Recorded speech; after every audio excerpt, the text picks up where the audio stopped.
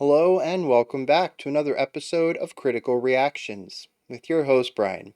We're going to wrap up today with a special selection, which is where one of you tell me exactly what it is I need to check out. Today's selection comes in from Matthew. Hey Bryan, Matthew here with Panzer Kunst. We're releasing our second single, Oceans of Asphalt, on March 10th and also shot a music video for it. Thank you so much for your honest opinions and analysis. So let's dive into this. We've had them on the channel before, and I really enjoyed their last offering. This is their second single ever. So it's really nice to be one of the first ones to hear this and share it. Let's dive into it and see what Panzer Kunst has for us today.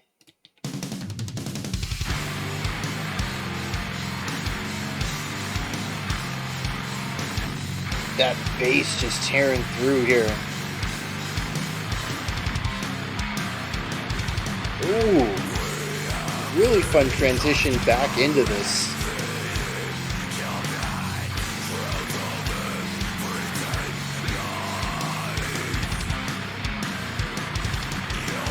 Yeah, there's some really fun phrasing going on there.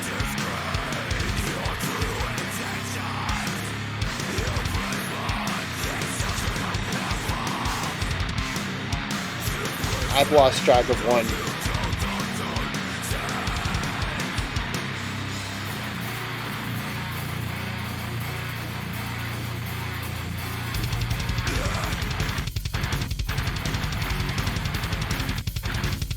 Oh, jeez, like a buzzsaw. With those short staccato notes on the guitar tones they're using.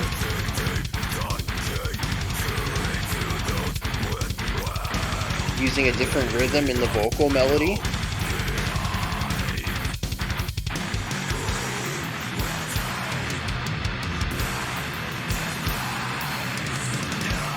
Yeah, so that's 4/4.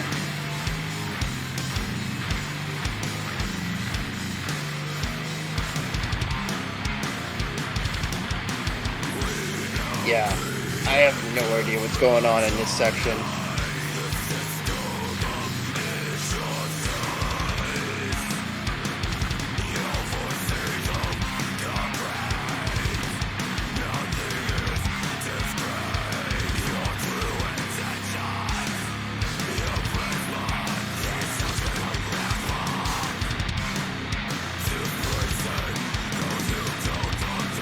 Yeah, I was feeling the beat in the crash cymbal there, but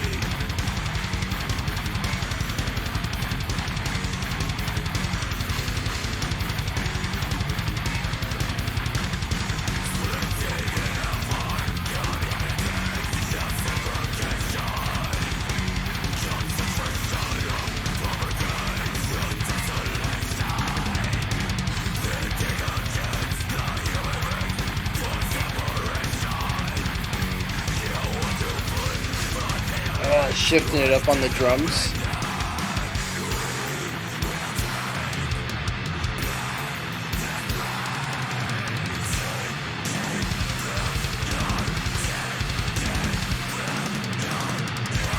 Having the vocals accent the downbeat alongside the snare while the guitars were doing their own polyrhythm. Yeah, brilliant.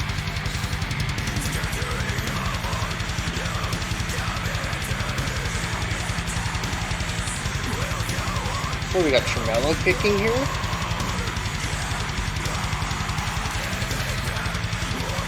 Really building that eerie, tense, dissonant atmosphere.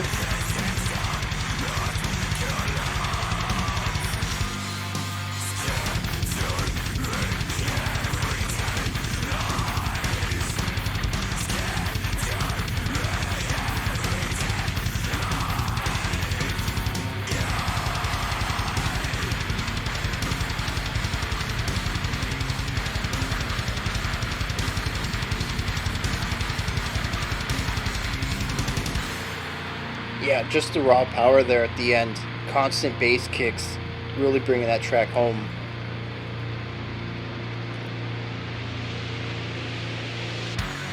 It's not over!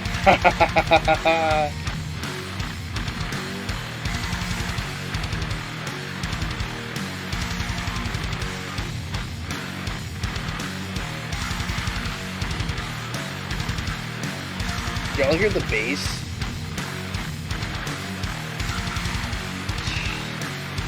Just gnarly.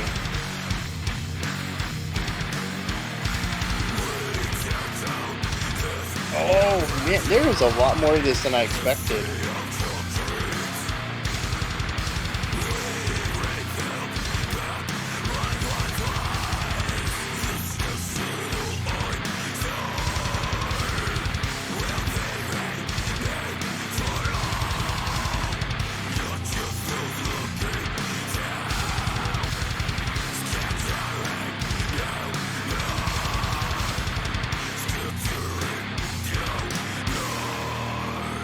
That's the end. Okay.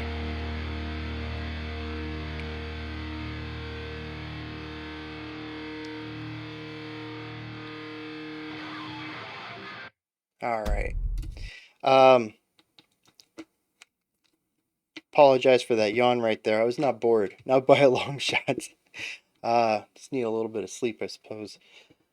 Yeah, this is just brutal. This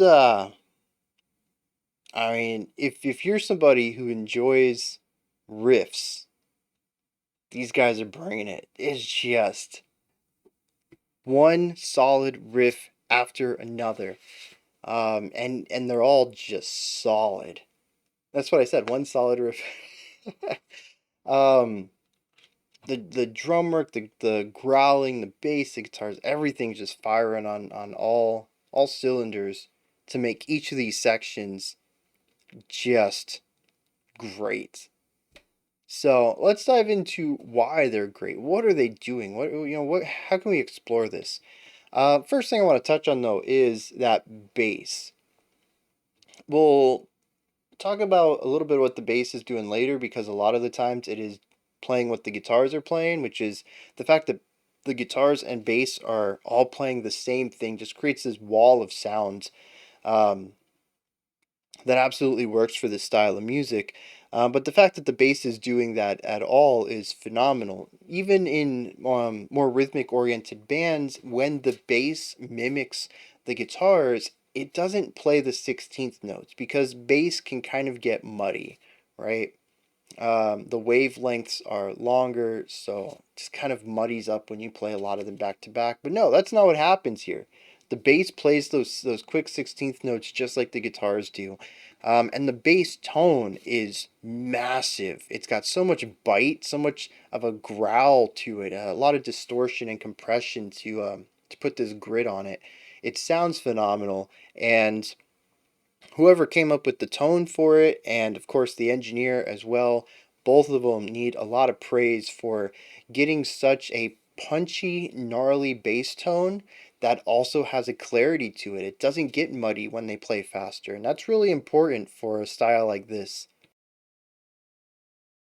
Rhythmic articulation is going to make or break a song that's in this style. And putting the bass in that same rhythmic area that the guitars and drums are in, it's got to have that clarity to it. It's got to have that crisp start and stop, and everything that goes into making this bass sound the way it does, both on the performance and on the production side, absolutely helps this track just excel in that area.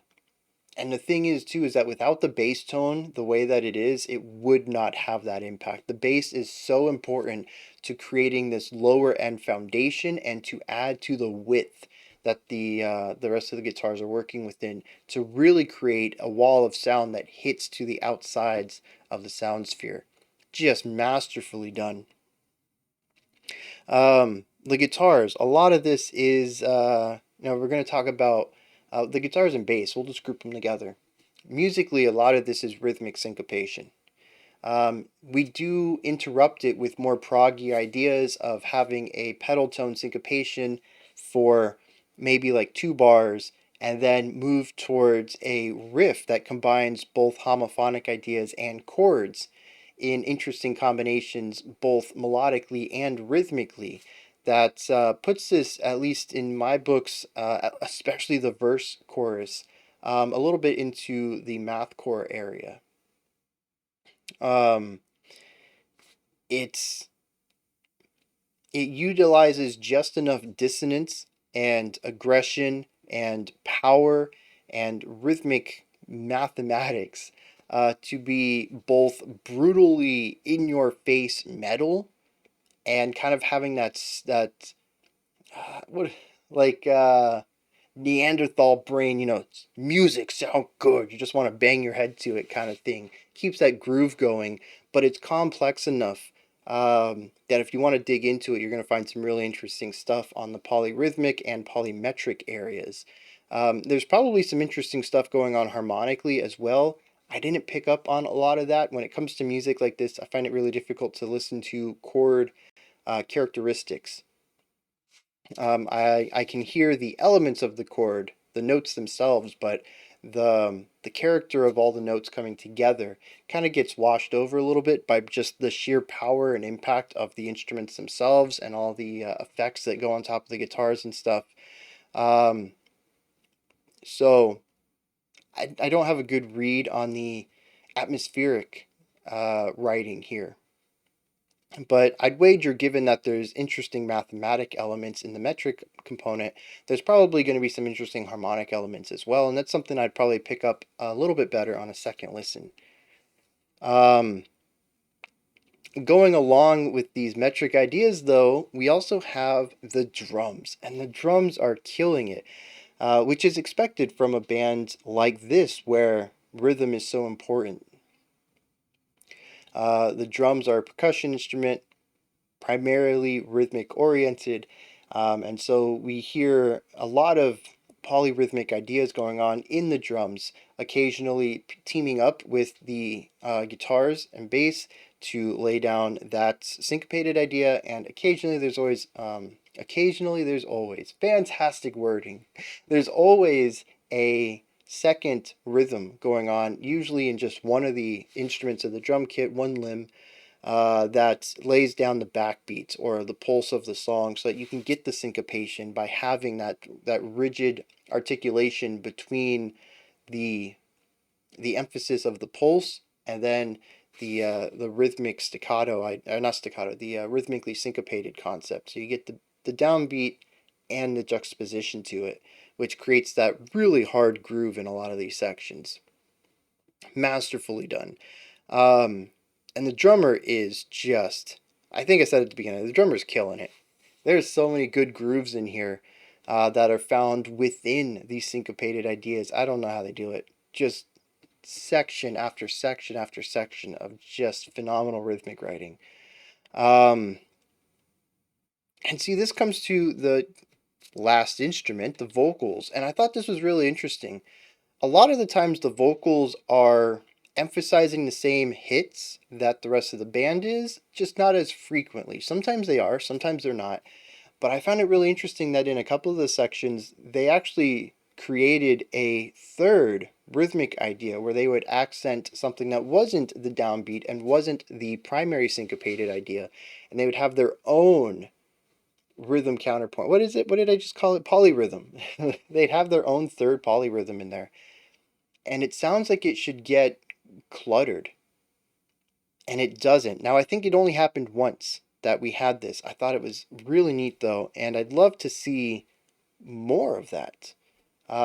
It's difficult for sure, so I'm not like this should be in every song, every section.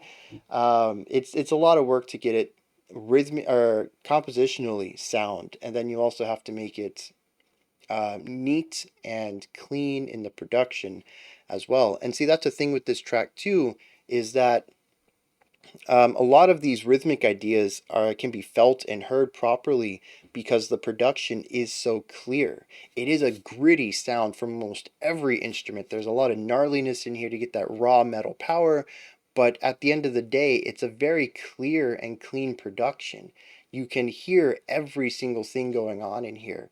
And there isn't a bit of it that sounds like a lower fidelity recording of it. Um, and it really helps allow the song to stand out and be fully understood even on a first listen, being able to hear all these intense polyrhythms going on and even being able to hear the vocals working their way within and around the polyrhythms. um, With that said, I didn't hear a single syllable from the growls, but I'm just going to wager that that's intentional, primarily because that's how it is in a lot of metal. It's actually very rare for me to be able to pick up on words in metal when there's growling, and some of that's on my ear. Just don't have a lot of experience with understanding those sounds, but yeah, some of it's on the production. And like I said, sometimes I think it's intentional. It adds the extra weight because the vocals can then become another sound in the music. You don't worry so much about the words they're saying, but the tone and textures of the vocals themselves. Now on to structure, which I thought was really neat. We had a verse, chorus thing at the beginning. The verse threw me for a loop, as I mentioned. The chorus entered back into a 4/4, and a lot of these sections entered back into a 4/4 that was just heavily syncopated against, which created a feeling of being in an odd time signature, but not actually being in one. I think the verse also had some interesting phrasing where we weren't working on four bar phrases or 8 bar phrases. I think there's some oddity going on in there too. I'm honestly not sure. It's just such a strange section rhythmically. One of those sections where you just can't find one and you just have to enjoy being in the whirlwind. Um, but then we hit the bridge, and the bridge actually took us to the outro both times, actually, which I thought was really cool. We had a couple, like 2 sections, I think, in the bridge before we had the fade out. And I was like, okay, we're done here. And then we come back in for another brand new section.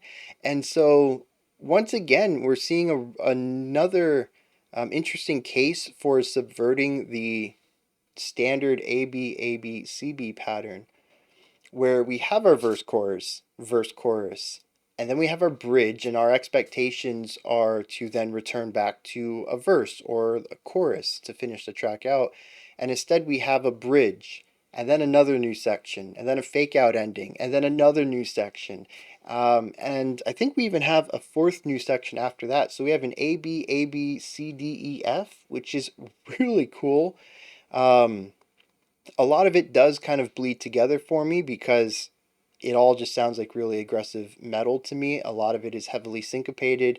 I think most of the riffs were different, and someone can correct me if I'm wrong here. I don't remember hearing a repeated idea once we entered the bridge.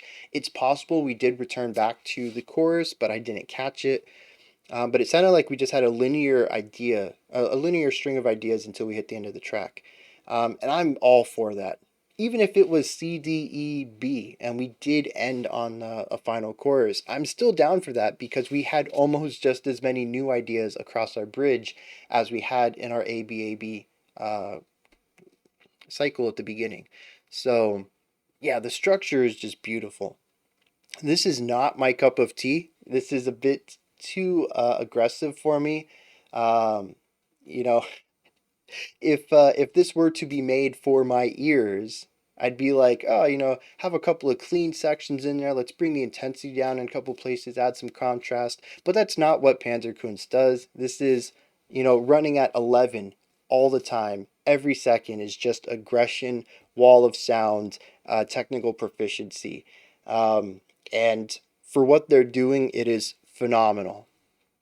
So those, let me hit the lyrics. This is really cool because they sent me a link to the lyrics. They're like, we know you like to check them out, and they're kind of hard to find. So here's a link, and I thought that was really cool. I wish more bands would do that because it helps me out, makes my job a little easier. So let's hit them. And I can totally get behind these lyrics. This is social commentary about the way that cities are built and how more and more places are becoming cities, even though they might not have been larger destinations at one point in time. Everything is growing and expanding and becoming oceans of asphalt and seas of concrete. I really like how the lyrics actually have the word blah in them. I'm glad that was put there. Um, I chuckle while saying I am glad that they are complete and exhaustive, but I also think it's a little comical that they were put there because no one ever puts the blaz in into the lyrics. Um, but yeah, so we get to the meat of this Just a couple stanzas in. City design, catering to those with wealth, leaving us all behind. We will take back this place. That is the thesis of the entire track. It says, we now begin dismantling the system of injustice. You're splitting in half our communities. There's a concentration of poverty. There's a bidding war against the human race with forced separation. No one's to blame but the elite. Will decimate them. Will take back this place. And it's all about how systemically cities have been, or the way that communities have been built, has been both an eyesore as more and more concrete replaces nature, and also how the ways that cities are built and the way that places are separated from the wealthy cities and maybe the more rural areas create segregation in people's lives that is also a negative aspect for a lot of people's lives, as it creates divides between people, um, and creates segregation of classes, class segregation. And the big call to arms that we're going to dismantle the system of justice. We're going to take back our lives. The system must collapse. Um, it says, we'll rebuild what once was. This national eyesore will be remade for all, not just those lucky few. I love it. So good. And yeah, this is a call to arms. And the raw aggression found in the music just perfectly matches the anger here. There is a seething element to this. It's not just about um, disliking the way things are. It's about hating the way things are and not kindly fixing them, but forcing these elements to be removed to make things better for, well, the 99%, right? For everybody who's not the wealthy elite. Um, and the language here is harsh and it matches the music as well. It's not just about voting to make things better, it's taking back this place. It is dismantling the system of injustice. It is decimating the elite. The language matches the vibe of the song. Yeah, very well done. Those are my thoughts on Panzer Kunst's Ocean of Asphalt. I dig this, but what do you think? Did you enjoy this? Anything that stood out to you that you'd like to talk about? Maybe there were some things I said you'd like to expand on or you had different points of view about. Let me know all that down in the comments. Above that is a description box. In there, normally I'd put a link for my stuff, but instead I'm going to put a link for Panzer Kunst stuff. I know this isn't a creator request, but I still want to throw them a little love that way and give them a place to kind of plug their social medias and their music. This is only their second single. Their channel is rather new and they only have a couple of videos on it and they only have 100 subscribers, so I'm going to do what I can to help them out. Make sure you go over there and show them some love, like, subscribe to them, give them thumbs up, follow them on streaming platforms, whatever whatever you want to do. That wraps it up for today. Remember to be critical, not cynical about the music you listen to, and have a fantastic morning, afternoon, or evening.